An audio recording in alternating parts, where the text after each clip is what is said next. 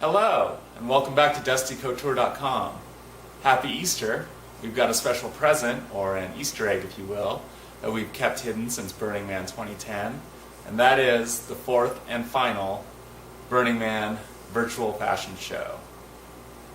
Now the format on this one is a little bit different than the previous three, because rather than a soundtrack, we're in the screening room and I'll be providing a commentary track.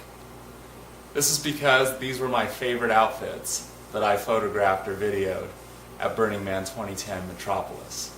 I hope they inspire you as much as they inspired me, and that you're already getting some great ideas for your rites of passage costumes.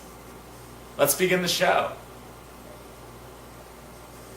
Starting out with a beautiful composition of perhaps the most attention-grabbing part of your outfit, which is the head.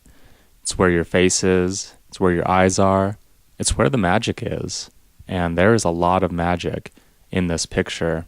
I love the beautiful example of the woven hat, the architecture, loose and wild on the top, patterned, tight woven designs in the middle, and then at the bottom, a blend of the two hanging down. I love the way the two heads echo each other architecturally, how her hair is wild on the top, the grid shaved into the back of her head echoes the order in the middle of the hat, and how her sideburns hang down the side. It's a beautiful composition. I almost feel bad for holding this one back. This is about as sexy as I can imagine cephalopods getting. I mean, this outfit is all octopus. Around the waist, on the head, and without doubt, on the back. Boom! Beautiful.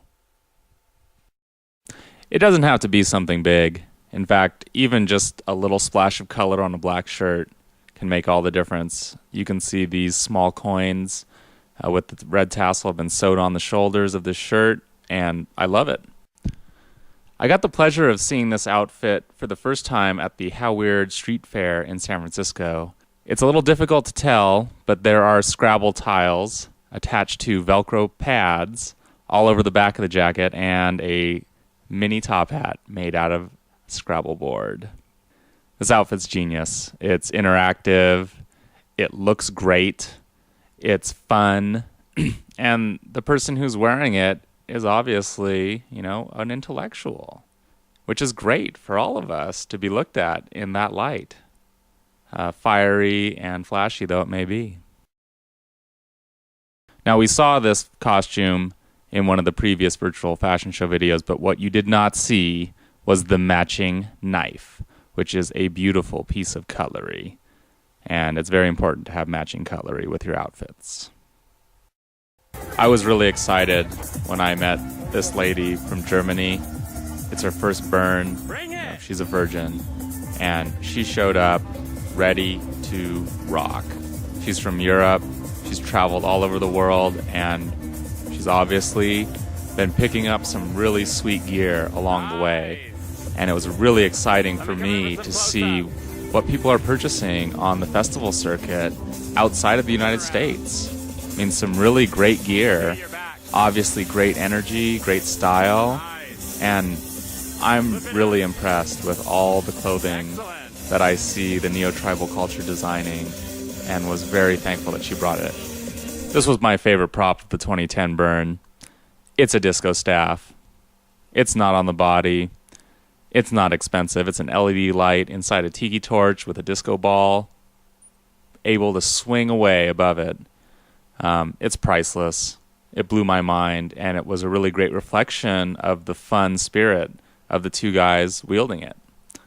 I love this couple's style, both their aesthetic style as well as their personalities. Sometimes fashion, it is not about doing something that doesn't fit inside of the city that you live in.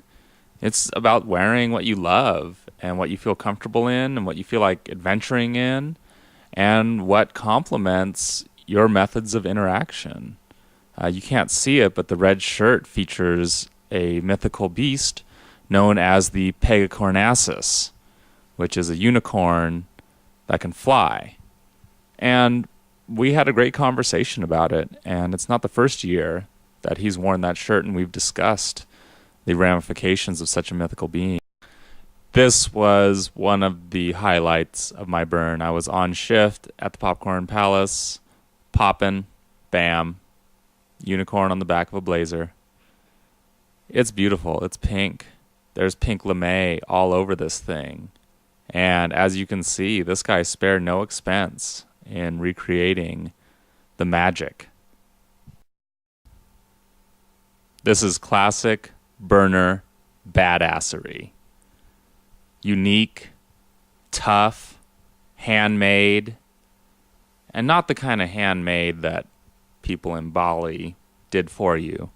The kind of handmade that you got to do yourself. You got to find that stuff, cut it up, punch holes in it, lace it together, and wear it all week long while you build crazy shit that gets burnt later. I actually received an education from this lady about the outfit she was wearing, which was a sensational vintage score of a scandal suit, something that was radically innovative women's fashion in its time. As you can see, a picture from a fashion magazine of the 60s showing the scandal suit. The scandal suit is a brilliant crossover between mainstream progressive fashion and burner fashion. It's sexy, it's fun, it's animalistic, and it just shows how timeless radical style it really is. This couple, in addition to being absolutely gorgeous, is wearing all clothing that was made either by them or somebody that they're kin with. I mean, his shirt, he made it, he screen printed it. The necklace, he made it himself. It's incredible. And the wire frames on the sunglasses were made by his brother. I haven't seen a better pair of sunglasses. The arm warmers are beautiful DIY upcycled, made by her, as are the attachments on her utility belt, which have just a beautiful dynamic to them.